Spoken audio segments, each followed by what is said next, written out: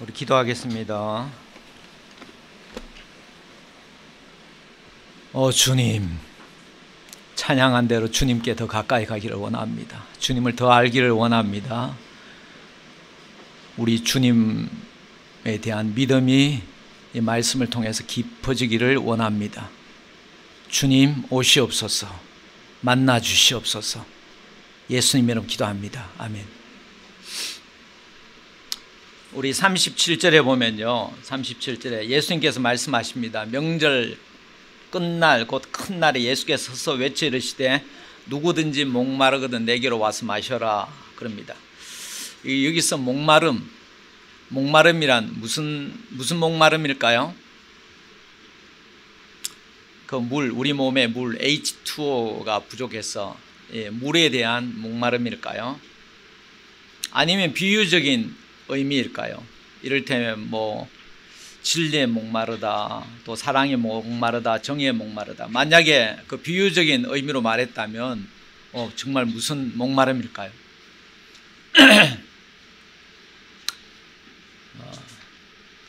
무슨 목마름 같아요?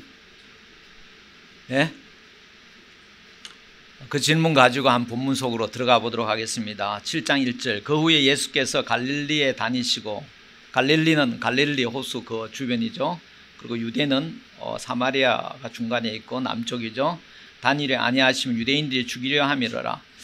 왜 죽이려고 하는가? 그것은 5장에 나오는 38년 된 병자, 베데스다 연못가에 자리를 펴고 누워있는 38년 된 병자를 그것도 안식일에 치료했기 때문에 그렇습니다. 그 이야기는 뒤에 19절에 또 나오니까 넘어가도록 하고요. 아무튼 예수님 또 여기 죽이려고 하니까 그곳으로 가지 않으셨네요. 그죠? 근데 예수님은 이제 나중에 그 유대, 그것도 유대의 중심 예루살렘에서 죽게 됩니다. 어쩔 수 없이 잡혀서 죽은 것이 아니라 예수님께서 당신이 죽을 줄을 알았고요. 그리고 스스로 목숨을 버립니다. 자살한 것이 아니고 하나님이 세상을 이처럼 사랑하사 독생자를 주셨으니 바로 그 희생적인 죽음을 택한 것입니다. 요한복음 처음부터 예수님은 이 오늘 본문 또 다음 본문 계속해서 또 요한복음 첫 부분부터요, 예수님은 당신의 죽음에 굉장히 죽음을 의식하고 민감하게 반응하고 있다는 것을 우리는 그냥 평범하게 읽으면 알 수가 있어요. 이를테면 포도주가 떨어졌다라고 잔치집에서 예수님 어머니가 예수님께 그렇게 말씀하셨죠. 그러니까 예수님 뭐라고 그랬습니까? 여자여, 나와 무슨 상관이 있느냐? 내 때가 아직 이르지 아니하였다 그랬죠. 그 내 때는 예수님이 죽음을 생각하고 하신 말씀이에요. 붉은 포도주 하니까 당신 흘릴 피를 생각하시지 않았나 생각합니다. 이렇던 예수님은 사역 초기부터 죽음에 민감했는데 그것은 죽음을 두려워했기 때문에 아니에요. 죽음을 두려워해서 그런 것이 아니라 죽음의 때가 그에게 중요했기 때문에 그렇습니다. 죽기 전에 해야 할 일들이 있기 때문에 그 일들을 다 하지 않고는 죽으면 안 되는 거죠. 그리고 그 죽음조차도 그 죽음을 통해서 이루어질 그 일이 있기 때문에 그 때에 굉장히 민감했습니다. 그래서 죽어야 될 때가 안 되었으면 지혜롭게 죽이려고 해도 그 때를 피했습니다. 그 피하는 방법은 분명히는 안 적혀 있지만요, 그 중에 하나가 예수님은 이 권력의 속성에 대해서 잘 아시는 분입니다. 그래서 그 권력을 이용하는 거죠. 이를테면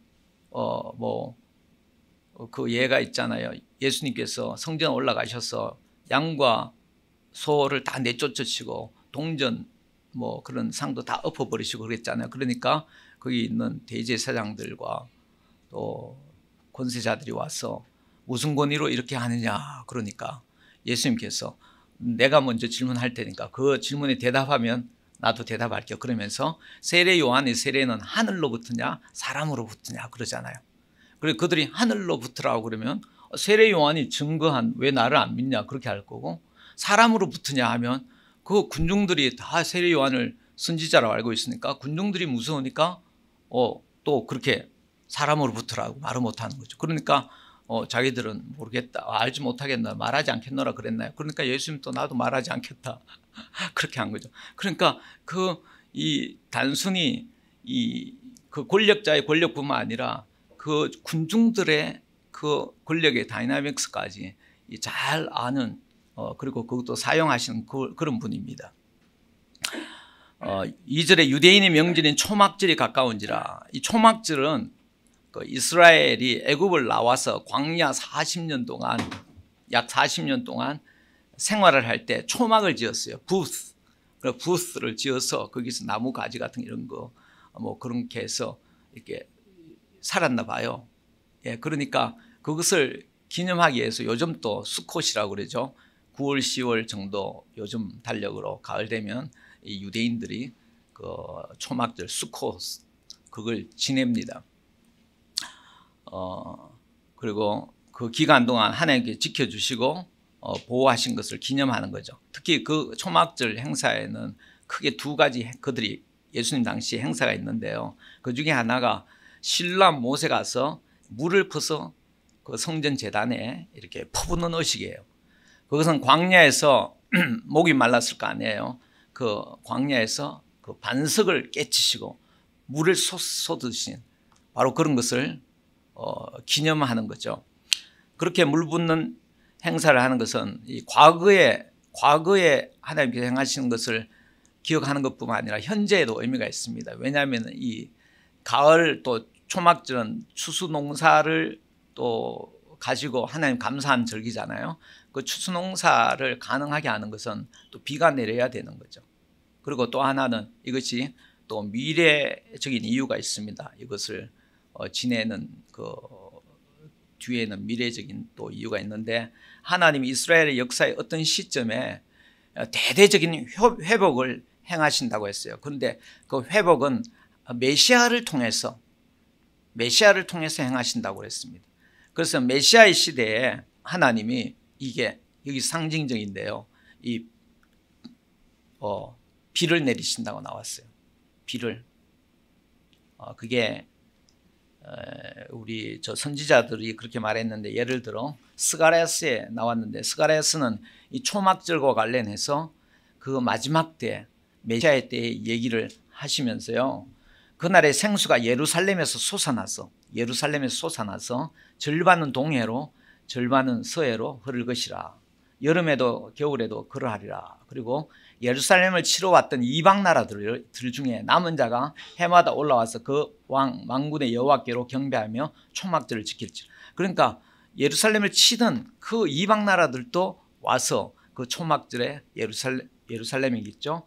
거기 와서 그 초막절을 지킬 것이라. 그렇게 말씀하시고, 그 초막절을 지키러 올라오지 아니하는 이방 나라들의 사람들에게는 재앙을 내리실 것이다. 그런 말씀을 합니다.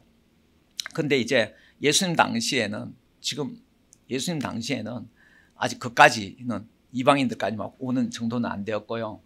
이제 유대인들이 초막절을 지키고 있는 거죠.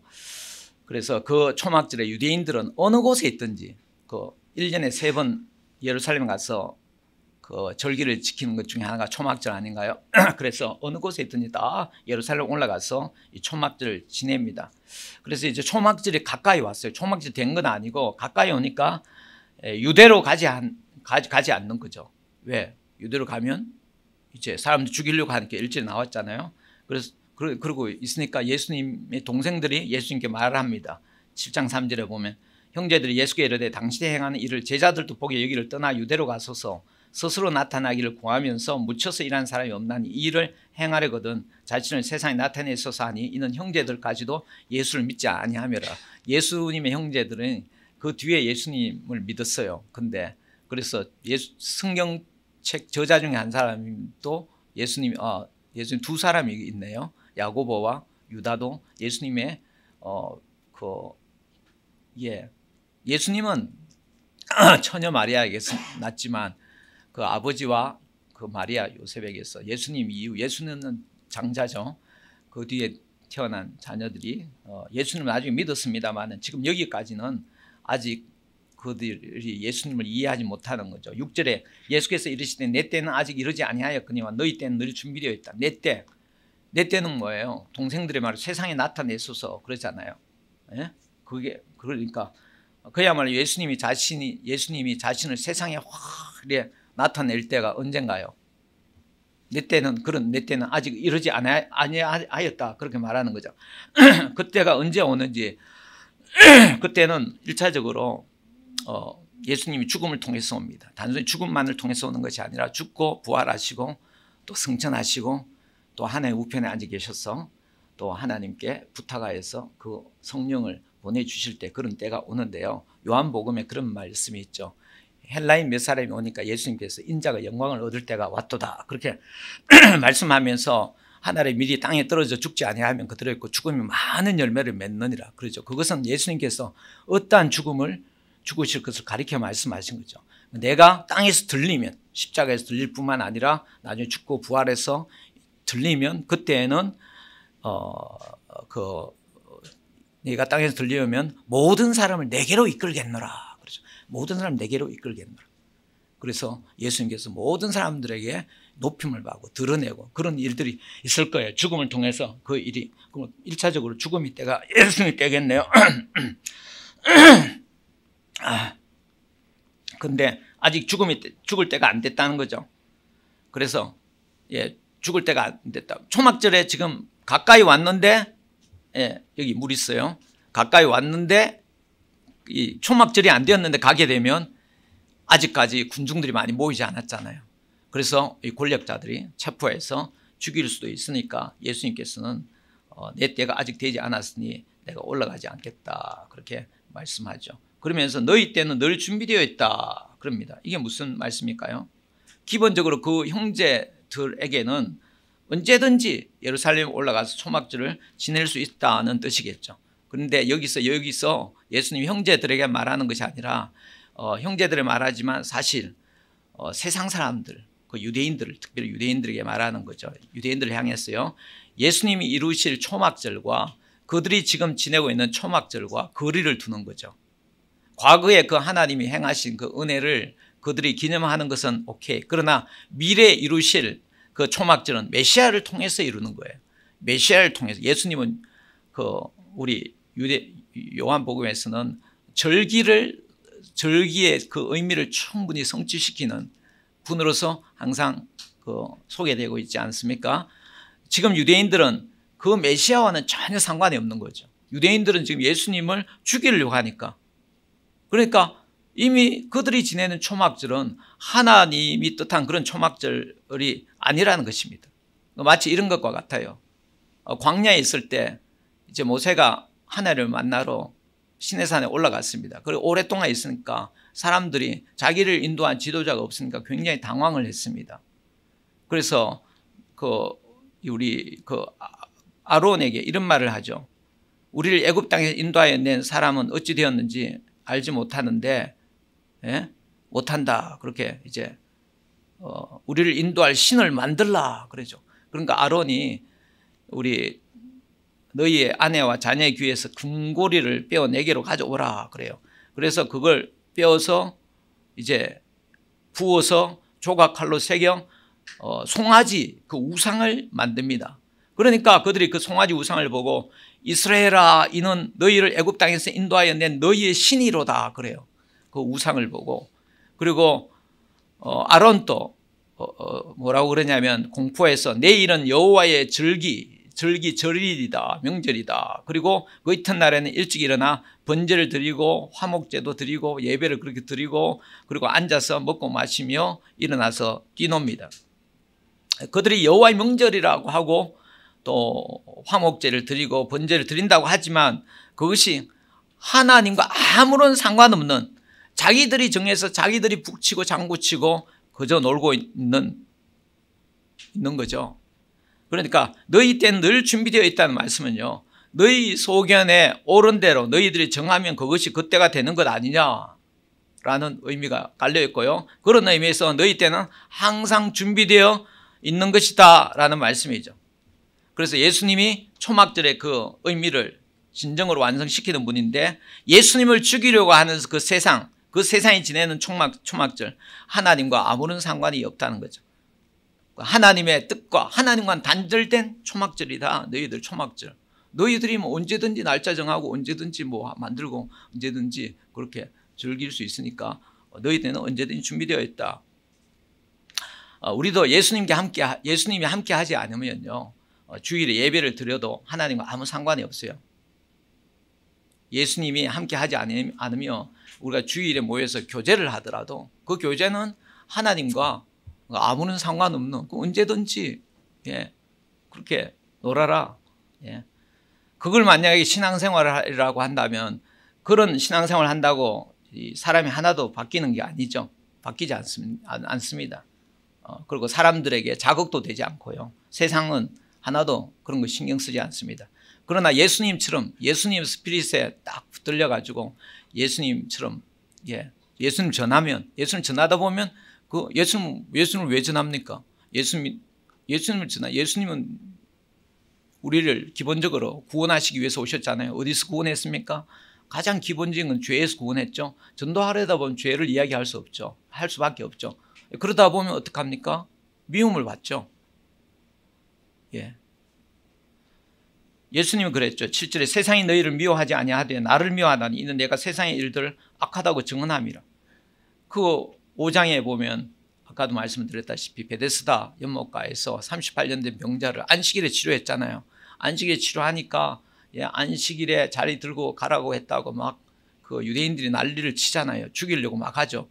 그랬을 때 예수님께서는 뭐라고 그러나요? 결국 너희는 사람들이 왔으면 너희를 영접했을 것이다. 너희들은 하나님을 사랑하는 마음이 너희들 속에 없다. 너희들은 하나님의 영광보다 사람의 영광을 더 사모하는 자들이다. 그렇게 했잖아요. 그러니까 이 유대인들에게 있어서는 자기들은 하나님을 사랑한다고 생각하는데 하나님의 영광을 구한다고 그냥 늘 그냥 입에 노래처럼 그렇게 하는데, 그렇게 말하니까 이 완전히 정말 그들에게는 죽이려고 하는 거죠. 내가 세상에 증언함이라, 이거 이제 그 동생들에게 이야기했습니다. 그리고 8절에 너희는 명절에 올라가는 내 때가 아직 차지 못하였으니 나는 이 명절에 아직 올라가지 아니하노라, 이 말씀을 하시고 이제 갈릴리에 머물러 계십니다. 근데 10절에 보면 그 형제도 명절에 올라간 후에 자기도 올라가시되 나타내지 않고 은밀히 가시니라. 그러니까 아까 말씀한 대로 이제 명절이 되었으니까 이제 예수님 올라가도 큰 문제가 없습니다. 왜? 그때 무슨 일이 생기면 거기에 있는 군중들이 있으니까 예수님 지혜롭게 빠져나갈 수 있는 거죠. 일단 올라가실 때 은밀하게 올라갔습니다. 그리고 11절에 명절 중에 유대인들이 예수를 찾으면서 그가 어디 있느냐 하고 예수님에 대하여 12절 수군그림이 많아 어떤 사람은 좋은 사람이라 하며 어떤 사람은 아니라 무리를 미혹한다 하나 그러나 유대인들을 두려워함으로 드러나게 그에 대하여 말하는 자가 없더라. 그러니까 지금 이 예수님 바로 요 초막절에 그 예루살렘에서 가장 핫 이슈가 뭔지 알겠죠. 핫 이슈가 도대체 이 예수란 이 사람은 누구냐? 그것에 대해서 사람들은 이런 의견도 저런 의견도 있었습니다. 그렇지만 유대 권력자들은 자기들이 생각하는 그 메시아, 자기들의 틀에서 딱 이렇게 그 기대하는 그런 메시아가 아니었기 때문에 예수님을 완전히 배제하고요. 그리고 죽이려고 하고 있었습니다. 그렇지만 백성들은 정말 궁금했는 거죠. 그런데 그런 분위기가 이 유대 권력자들의 그 권력 때문에 두려워서 드러나게도 못하는 바로 그런 상황입니다. 비진리가 비진리에 의해서 사람들이 지금 어떤 면에서 보면 진리에 대해서 마음껏 의문을 가지고 질문할 수도 없는 그런 지금 상황. 이를테면 예를 들어 오늘날 그런 상황이 있지 않겠습니까? 이슬람이 완전히 장악하고 있고 또는 북한 사회 같은 경우에는 그 질식할 같은 상황이죠. 이런 것이 아마 이 백성들, 이 사람들에게 목마름을 불러일으키지 않았나 우리가 한번 생각해 볼 수 있죠. 14절에 이미 명절의 중간에 이었습니다. 이 초막절은 7+1일, 8일 동안 지내요. 그러니까 수코스 되면 우리 유대인들 관련된 회사들 막 쉬고 그러잖아요. 학교도 쉬고 굉장히 길게 쉬어요. 명절 중간에 되어서 예수께서 성전에 올라가서 가르치십니다. 성전에까지 가서 이제 아주 드러내놓고 가르치죠. 유대인들이 놀랍게 여기 이르되 이 사람이 배우지 아니하였거늘 어떻게 글을 아느냐. 이게 뭡니까? 이게 배우지 아니하였거늘 어떻게 글을 아느냐. 그 시대의 교육체계, 그 인간이 만든 교육체계가 있어요. 그 체계에 들어가면 뭘 아는 사람이고 그렇지 아니하면 모르는 사람으로 이 생각했다는 것이 여기 나오잖아요. 그죠? 깔려있죠? 그러니까 배우지 않았는데 글을 알고 성전에서 하나님의 말씀을 가르치니까 이 사람들이 놀라는 거죠. 요즘도 마찬가지입니다. 학벌, 학위로 사람 평가하지만 학벌, 학위라는 것이 하나님과 연결시켜 주는 것은 아니에요. 하나님 연결시켜 줘야 마땅한데 항상 연결시켜 주는 것은 아닙니다. 그 아카데미아에 속해 있다고 정말 진리랑 연결되어 있다고 여러분 생각하나요? 진리가 아니라 자기들이 생각하는 진리만을 진리라고 그렇게 할 수 있는 거예요. 맞습니까? 그래서 학자들은 늘 싸우잖아요. 싸우죠. 그래서 학자들의 세계라는 게 자기들의 규칙 안에 들어오지 아니하면 배제해버리는 어떤 면에서 권력 집단이 될 수 있어요. 진리랑 상관없이 허상일 수도 있고 허위 집단일 수도 있습니다. 그런데 이 정도 이야기는 철학자들도 다 해요. 철학자들도 다 합니다. 그런데 철학자들은 그렇게 하면서 어떻게 합니까? 자기를 합리화시키죠. 똑같은 논리를 가지고 이제 우리 자기가 하고 싶은 대로 하고 자기를 하는 것을 억제하는 그 다른 편을 이제 이런 식으로 이런 논리로 이제 또 제가 설교하듯이 그렇게 설교하면서 자기를 합리화시킬 수 있다는 거죠. 어쨌든 그런 권력에 지금 눌려 있는 사람들, 학벌이나 학위로 짓눌려 있는 사람들이 있을 수 있을 거 아니에요. 그럼 목마른 사람들, 어떻게 해결을 하는가? 우리 그런 질문이 나오고요. 자, 이 유대인들은 그런 이제 허위 의식 또 허상에 붙들려 있습니다. 그렇게 되면 그 결과는 뭔가요? 허무한 거예요. 허무해요. 예? 허상을 붙들고 허위 부리면서 살다 보면 남는 것은 아무것도 없습니다. 공허할 뿐입니다. 목마르죠. 그럼 어떻게 해야 하나? 속을 채워야죠. 무엇이 그 속을 채워줄까요? 허상이 아니라 본질이겠죠. 파생된 것이 아니라 그 오리진이죠. 하나님과 연결되어야죠. 왜? 하나님과 모든 본질적인 것은 다 하나님과 연결되어 있잖아요. 파생된 것도 정말 그게 진정한 정말 바른 것이라면 다 하나님과 연결되어 있죠. 모든 진리라고 해봅시다. 진리도 정말 진리라면 다 하나님과 연결되어 있어요. 모든 진리는. 그것이 진리라고 합니다. 그냥 만들어낸 진리가 아니라. 자, 본질 기원을 잃었을 때 붙드는 것이 사람들이 뭐예요? 그 잃었다는 것을 모르고 그걸 본질이라고 생각했겠죠. 이를테면 유대인 같은 경우 초막절 같은 거, 이거 붙은 거, 그 형식, 율법, 이걸 붙드는 거죠. 형식적인 지식, 그리고 숫자, 대중, 이런 것을 붙듭니다. 유대인 권력자들이 그들이 그 대중을 두려워한 것 자체도 그들이 정말 진리에 사로잡혀 있다면 왜 대중을 두려워하겠어요? 우리 예수님 대중을 두려워했습니까? 아니잖아요. 결국에는 그 허상들 붙들고 있는데, 그 껍데기들 붙들고 있는데, 그 껍데기들 때문에 자기 목숨을 바칠 수가 있나요? 껍데기와 껍데기의 싸움에서 약간 지혜를 부리면서 약간 수비도 하고 공격도 하고 그렇게 하는 거죠. 16절에 예수께서 대답에 이르시되 내 교훈은 그러니까 그들이 그렇게 어떻게 막 놀라겠니까요. 놀랄 것도 하나도 없죠. 예수님께서 대답에 이르시되 내 교훈은 내 것이 아니요 나를 보내신 것이다. 나의 교훈의 오리진은 하나님이라는 거예요. 여러분이 가진 지식, 듣고 배우는 지식의 오리진은 무엇입니까? 어디입니까? 자기에게서 나온 교훈, 인간에게서 나온 교훈은 그저 순환적일 뿐이에요. 조금 자기가 잊어버렸던 것 좀 생각나게 만들고, 예. 자기에게서 나온 것, 인간에게서 나온 것, 바로 휴머니즘이죠. 인간에게서 나온 것은 다 순환적인 거예요. 다 순환적인 거예요. 자기가 아는 것 뱉어놓고 그걸 다시 또 끄집어 먹고 또 뱉고, 예. 오리진과 본질에서 그 떨어진 것이 떨어져 있는 거예요. 아무런 새로움을 주지 못합니다. 그래서 휴머니즘은 반드시 교만하게 되고 그리고 악하게 만들게 됩니다. 결국에는 방황하게 되고 방황하게 만들고 허무하게 만들고 목마르게 하는 거예요. 왜? 그 기초가 오리진에서 떨어진 인간에게서 나왔기 때문에. 17절 사람이 하나님의 뜻을 행하려 하면 이 교훈은 하나님께로부터 왔는지 내가 스스로 말함인지 알리라.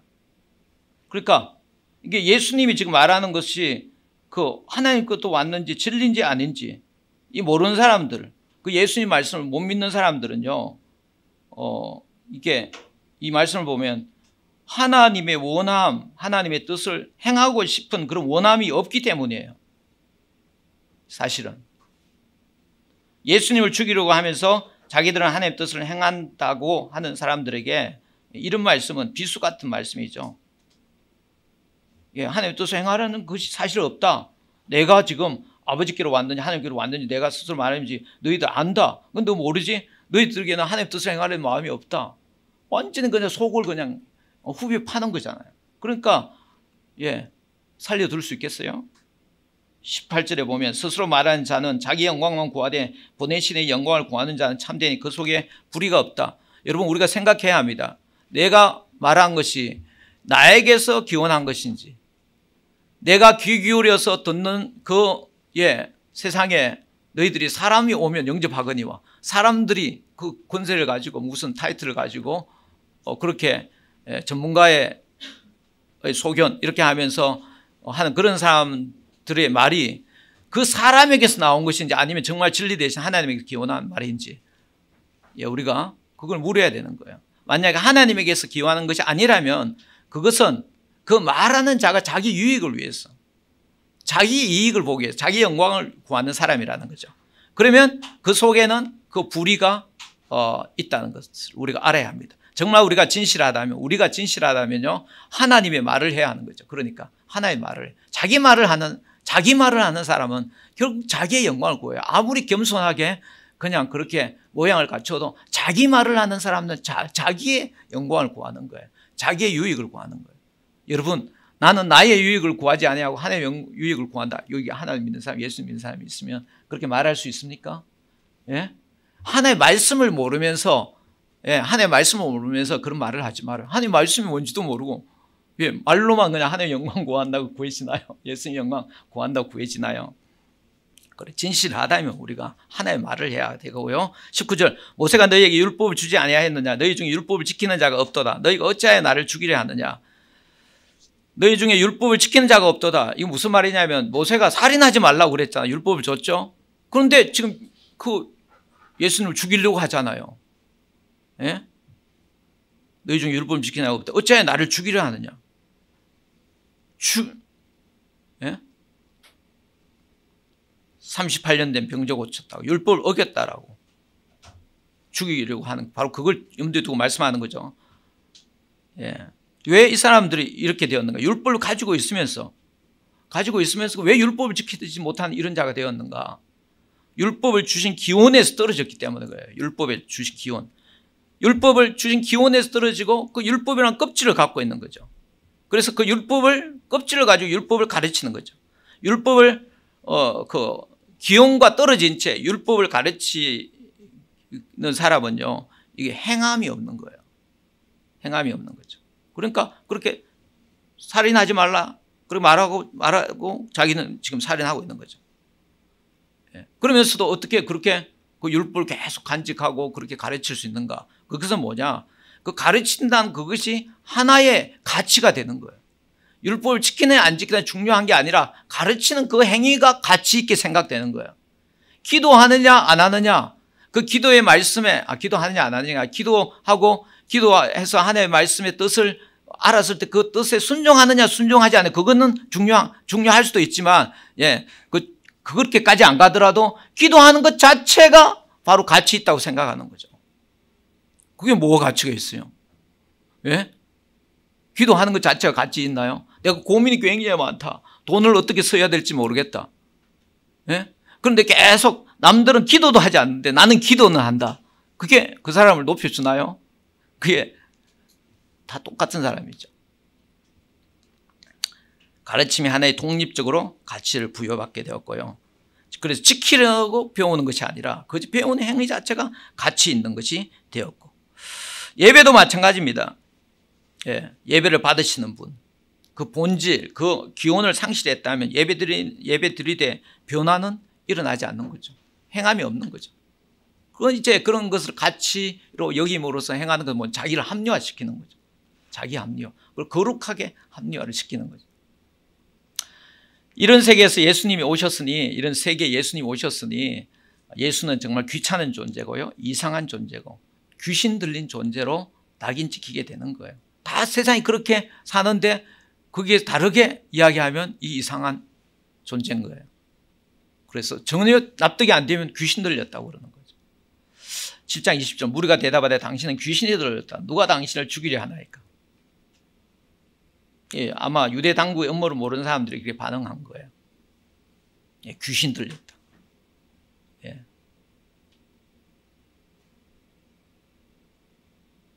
귀신 들렸다. 예? 근데 이걸 자기 예수님하고 아무 상관없이, 하나님하고 아무 상관없이 자기들이 숫자가 많아지고 자기들이 또 하나 가지고 있는 그걸 진리라고 생각하잖아요. 그러면 다른 사람들을 예수님과 하나님 진리와 상관없이 또 귀신 들렸다고 이렇게 몰아붙일 수도 있어요. 예.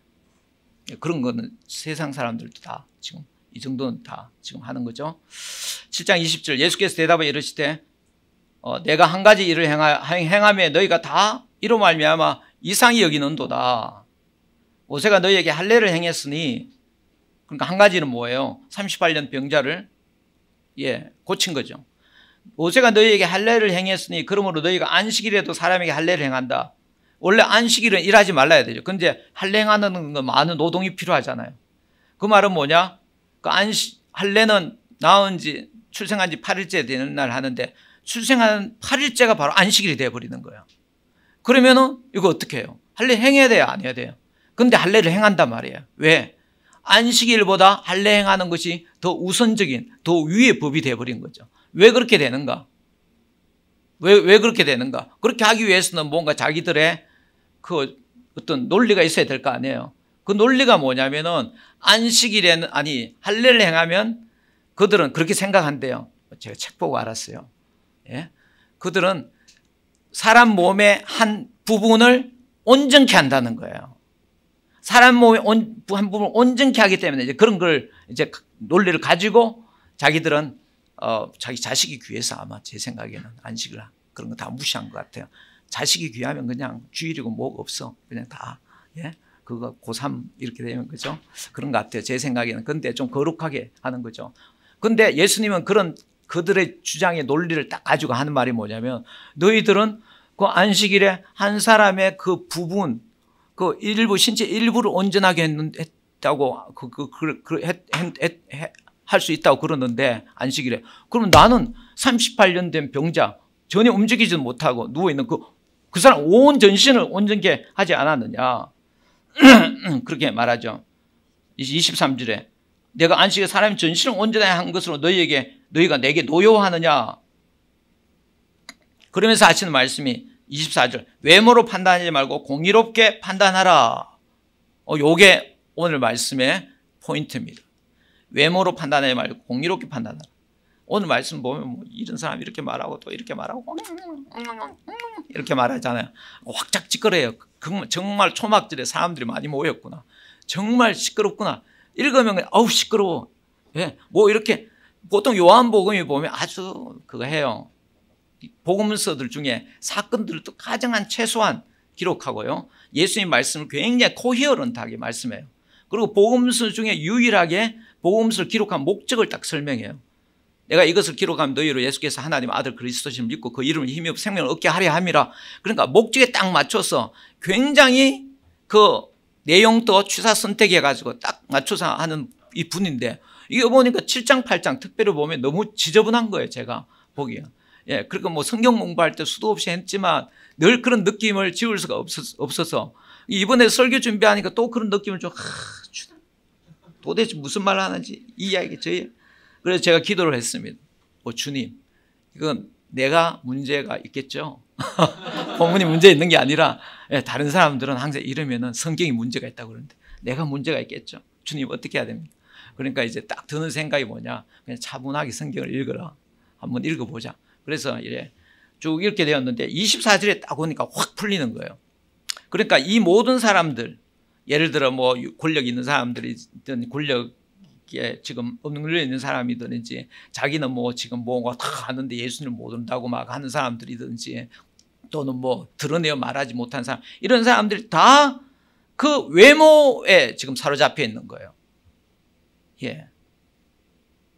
그래서 오늘 외모로 판단하지 말고 조금 더 나가면 이해될 텐데요. 판단하지 말고 공의롭게 판단하라, 이 말씀을 가지고 일단 우리가 외모로 판단하지 말고 공의롭게 판단해야 됩니다. 어떻게 그럴 수 있는가? 여기 NLT, New Living Translation이 아주 재미있게 의역을 했습니다. 여기는 안 나왔지만요. Look beneath the surface so you can judge correctly. 예? 알아들었습니까? Look beneath the surface so you can judge correctly.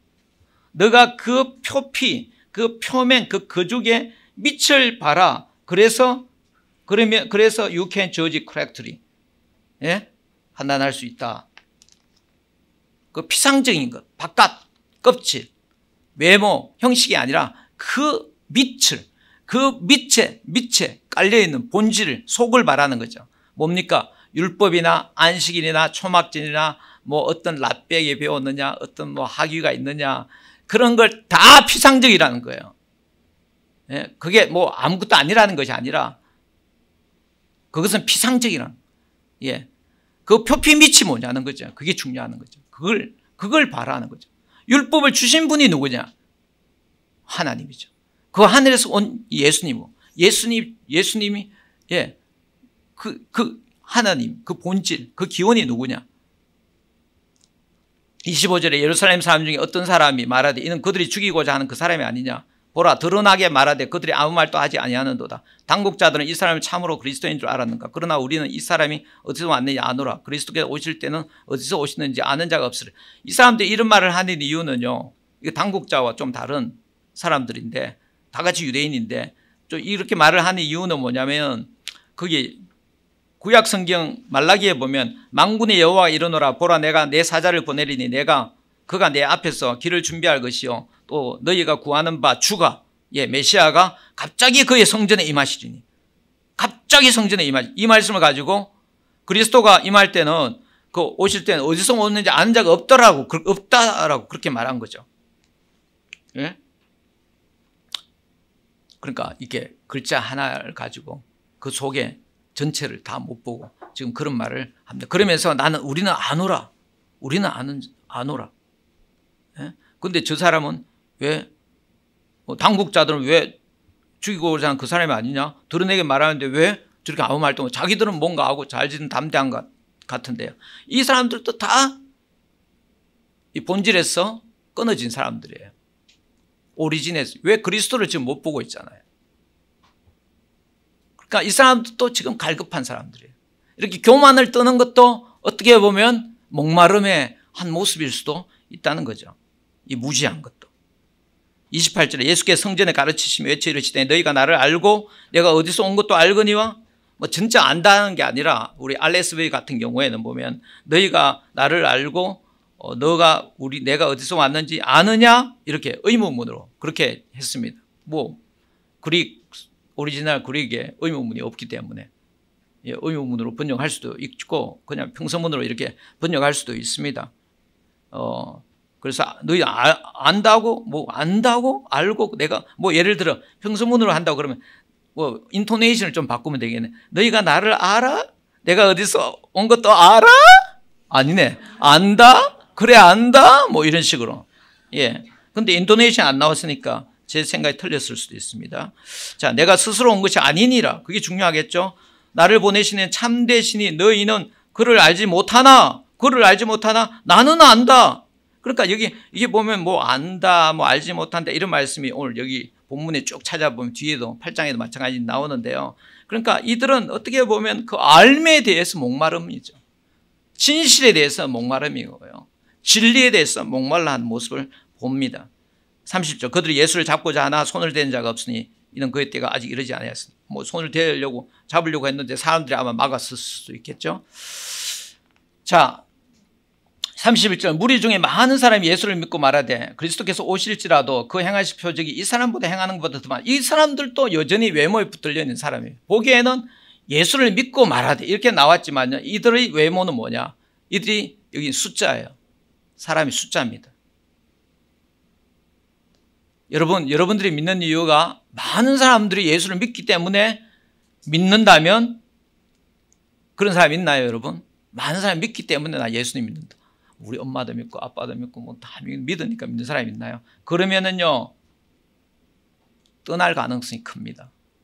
왜? 숫자가 줄어들면. 그때 숫자가 근거였는데 숫자가 줄어들면 오늘날 한국교회 그리고 여기 있는 사람들 예수 믿는 사람이 자꾸 줄어들잖아요. 그러면 얼마나 언제까지 여러분들에게 얼마나 정말 떠나지 않고 정말 예수님을 믿을 사람이 있겠습니까?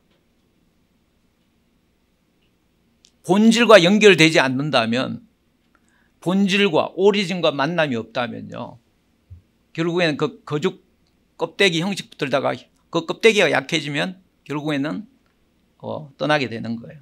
32절에 예수께 대하여 무리가 수군거리는 것이 바리새인들에게 들린지라 대제사장들과 바리새인들이 그를 잡으려고 아랫사람을 보냅니다. 예수께서 이르시되 내가 너희와 함께 조금 더 있다가 나를 보내신 이에게로 돌아가겠노라. 너희가 나를 찾아도 만나지 못할 터이요 나 있는 곳에 오지도 못하리라. 그러니까 이 유대인들이 서로 묻되 이 사람이 어디로 가기에 우리가 그를 만나지 못하리요? 헬라인 중에 흩어져 사는 자들에게 가서 헬라인을 가르치리인가? 나를 찾아도 만나지 못할 터이요 나 있는 곳에 오지도 못하리라 한 이 말이 무슨 말이냐?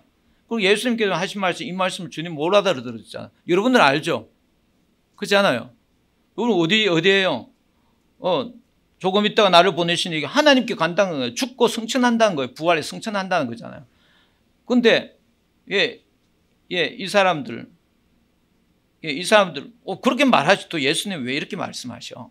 사람들 헷갈리게. 예? 나 지금 좀 있다가 죽고 그리고 또 다시 살 거야. 그리고 또 갈 거야. 이렇게 말하지 않고 너희와 함께 조금 더 있다가 나를 보내시니 돌아가겠노라. 왜 이렇게 말씀하겠어요? 질문되나요?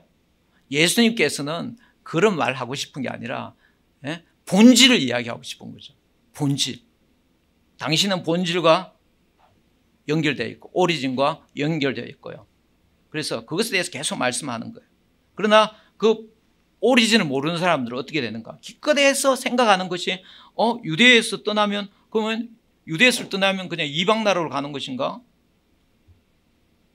결국에는 이 본질과 연결 안 되면 결국 땅에서 여기서 조금 저기서 조금 여기서 한번 머물렀다가 저기서 한번 모르고 다 인간의 사상이란 게 다 그래요. 여기에 한번 갔다가 쭉 갔다 이쪽으로 가고 쭉 가고 저쪽으로 한번 가고 이렇게 말하면 그렇게 빙글빙글 그렇게 도는 거예요. 2000년 전 훨씬 전부터 그리스 시대에 있었던 그런 얘기가 오늘날 새로운 포장을 가지고 그냥 이야기할 뿐인 거예요. 그런 것에 대해서 매료되고 뭐 자기들끼리 뭐 잘났다고 그렇게 슬칠 이유가 하나도 없는 거예요. 다 그들은 그 땅에 있는 사람이에요. 그런 사람들 본질에 끊긴 자들 어떻게 해야 되는가? 결국 어떻게 그 본질과 연결이 되는가? 뒤에 나오죠. 7절 37절 명절 끝날 곧 큰 날에 예수께서 서서 외쳐 이르시되 누구든지 목마르건 내게로 와서 마시라. 나를 믿는 자는 성경의 이름과 같이 급에서 자 무엇의 목마름인지 알겠네요. 율법, 안식일, 초막절 그다음 진리 그런 것들이 다 껍질이죠. 본질과 끊어짐에서 오는 목마름이죠. 그 본질에 대한 갈급함이죠. 오리진에 대한 갈급함, 진리에 대해서 갈급함. 그리고 또 압박을 받는다면요. 그 압박이 없는 정말 자유로운 그 진리를 추구할 수 있고 예배할 수 있는 바로 그런 것에 대한 목마름이겠죠. 그래서 그런 진리, 본질, 기원, 궁극적인 실제 목마른 자들이요 다 내게로 오라. 예수님께서 그렇게 말씀하는 거예요. 왜? 나에게 오면 나를 믿고 그러면 그 배에 생수의 강이 흘러나리라. 생수의 강이 그걸 뭘 말하는 성령을 가리키는 거예요. 그 성령을 많이 먹어야 되나 마셔야 되나? 내게로 와서 마셔라. 뭐 성령을 여러분 마셔봤습니까? 성령을 마시면 배가 불러요. 배에서 생수가 나옵니까? 성령이 임하면 성령은 뭐예요? 진리의 영이라. 요한복음 진리의 영이에요. 그러니까 진리를 알게 되는 거예요. 그 무지에서 그 답답함과 그 갈급함, 그것이 알게 되는 거죠. 알게 되는 거죠. 그리고 성령이 오시면 어떻게 되냐? 성령이 오시면 나중에 뒤에 가면 말했지만 성령을 통해서 우리가 예수님과 연합하게 되는 거예요. 그리고 하나님과 연합하게 되는 거죠. 성령이 우리에게 계셔야 바로 그냥 소외되어 있는 것이 아니라 소외에서 목마름이 아니라 하나 되고 우리가 그 안에 거하고 그가 우리 안에 거하고 하나님이 내 안에 거하고 그 오리진 그리고 또 진리 그것이 알게 되는 거죠. 알게 되니까 그 알게 되는 그 만족 그 갈급함 해갈이 어느 정도냐면 그냥 배에서 생수가 흘러나리라. 아까 말하지 않아요. 초막절날 예루살렘에서 물이 솟아나서 동네와 서해로 가고요. 예? 바로 그런 이게 이제 이 아는 것이 단순히 내가 아는 정도가 아니라 그 아는 것이 이제 물이 바다 덮음 같이 여호와의 영광을 인정하는 것이 여호와를 아는 지식이 그랬죠. 예? 여호와를 아는 지식이 또는 여호와의 영광을 물이 바다 덮음 같이 여호와의 영광을 인정하는 것이 온 땅에 가득하고요. 또 여호와를 아는 지식이라고 또 하박국 이사야에서는 그렇게 말했네요. 온 땅이 가득하는 일이 일어나는 거죠. 바로 그런 때가 어떤 때냐? 예? 바로 예수님 말하는 내 때가 아직 이르지 아니하였다. 바로 그런 때를 지금 예수님 생각하는 거예요. 그런데 예수님은 이제 죽고 부활하시고 이제 성천하셔서 성령까지 보내주셨습니다. 내 때가 아직 이르지 아니하였다. 그 내 때가 성령을 보내주심으로 인해서 임했습니다. 이미 과거에. 그리고 앞으로도 계속 임할 거예요. 목마른 자들이여 오라. 예수 그리스도를 믿으면 너희 배에서 생수의 강이 흘러나리라. 그래서 모든 소외에서 모든 오리진에 떨어진 그 외로움에서 특별히 여기 명절 끝날에 이렇게 하셨어요. 여러분 명절 끝날 그날은 특별히 더 그 제단을 7바퀴 돌면서 이제 물을 퍼붓는 의식을 하는데요. 여러분 명절이 되면 더 소외감이 되고 명절이 되면 더 외롭지 않습니까? 여러분들 어때요? 예? 남들 결혼식 하는 거, 남들 뭐 어디 진학했다든지, 예, 남들 어떤 주식에 대박 맞았다든지, 뭐 이렇게 더 소외되잖아요. 어쨌든 그 다 왜 그 껍질을 붙들고 있었기 때문에 그래요. 그 사람이 잘못된 게 아니에요. 대박 맞은 사람이. 내가 그것을 껍질을 붙들고 있기 때문에 내 속이 더 목마른 거예요. 타는 거예요. 그러나 예수님을 믿으면요, 성령이 오셔서 속에서 그런 모든 껍질이 아니라 그 본질, 기온과 만나는 그래서 모든 외로움에서 모든 무식에서 자유케 되고.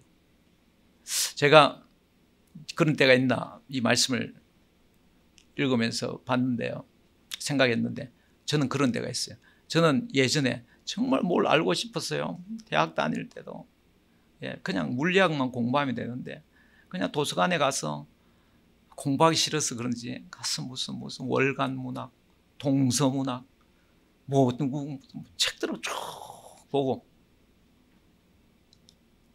뭐 또 또 그 당시 또 뜨는 사람이 달려가서 또 책을 사서 또 읽고 또 어떤 데는 뭐 연극도 이렇게 보고 근데 제가 이제 예수님을 믿고 어느 날 토요일에, 그때는 토요일에 회사 다녔어요. 회사 끝나고 이제 강남 삼성역 그 현대아파트에 그 연극하는 데가 있어서 혼자서 이제 좀 고상하게 이제 예수님을 믿었지만 돈이 좀 생겼으니까 이제 연극을 보러 갔는데 혼자서 이렇게 앉아 연극을 보는데 도대체 뭐 하는 짓이야, 저 배우들. 그냥 시커먼 옷 입고 뭐 이렇게 하고 담배 피우고 그냥 괴로워하고. 아니 예수 믿고 다 끝났는데 하나도 공감이 안 되는 거예요. 예? 뭘 저렇게 고민할 거 있어요. 예수님만 믿으면 되는데. 그러니까 그 사람들에게는 제가 이해가 안 되겠죠. 예? 그 고민 좀 해야 되나요? 예? 예수를 믿고 나니까 그 모든 그 정말 뭔가 소외감, 그 외로움, 목마름 이런 게 다 해결이 됐는데 아직까지 저렇게 하고 있구나. 여러분들은 지금 예수님이 내 때가 아직 이르지 않았다 그러는데 그 내 때를 경험하고 있습니까? 아직 그 때를 경험하지 못해서 계속해서 타는 목마름으로 지금 여기저기 방황하고 있습니까? 때로는 교만한 모습으로, 때로는 아버지 주눅 드는 모습으로, 때로는 뭐 사람들과 뭐 막 그냥 얘기를 나누면서 자기 뭔가 아는 것처럼. 여러분 오늘 예수님께서 그런 모습을 보고요 목말라 하시는 거예요. 예수님이 더 목말라 하십니다. 그래서 명절날 그날 외쳤습니다. 외쳤어. 37절에 외쳤죠. 서서 외쳐. 뭐 하는 짓이냐 지금. 누구든지 목마르거든 내게로 와서 마시라. 나를 믿는 자는 성경에 이런 것과 같이 그 배 생수의 강이 흘러나리라. 여러분 지금 예수님께서 그렇게 외칩니다. 다 예수님께로 오라. 예수님께로 오라. 할렐루야. 그 뒤에 나오는 이 말씀 여러분들이 알았어. 똑같이 이제 이 정도 말씀했으면 뭐 그래서 다 보면 이 사람들 금방 알 수 있을 거예요. 아버지 감사합니다. 주님 예수를 마시고 성령을 마시고 아버지 우리 배에 생수의 강이 흘러나는 아버지 이 일이 여기서 일어나게 하시고 계속 일어나게 하시고 흘러 넘쳐서 아버지 그 목마른 자에게까지 주님 그들이 마실 수 있도록 흘릴 수 있게 하여 주시옵소서. 예수님으로 기도합니다. 아멘.